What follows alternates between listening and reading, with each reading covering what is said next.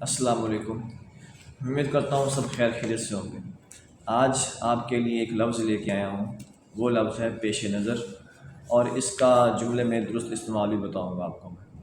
دیکھیں، جب لفظ پیش نظر کا ہم جملے میں استعمال کرتے ہیں تو اس سے پہلے آپ دو چیزیں ذہن میں رکھ لیں کہ اس سے پہلے ہم حرف اضافت جسے کہتے ہیں کاف بڑی ایک کے، وہ لگائیں گے، اور بعد میں اس کے ایک فعل ناقص ہے رکھتے ہوئے، وہ نہیں لگائیں گے۔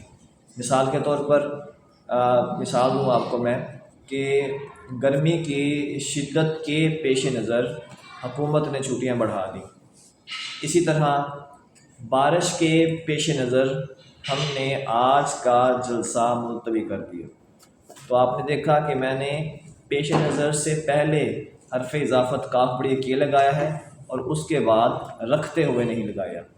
تو انشاءاللہ کل میں ایک اور لفظ کے ساتھ حاضر ہوں گا، وہ لفظ ہے مد نظر، اس کا استعمال بتاؤں گا آپ کو۔ السلام علیکم ورحمۃ اللہ وبرکاتہ۔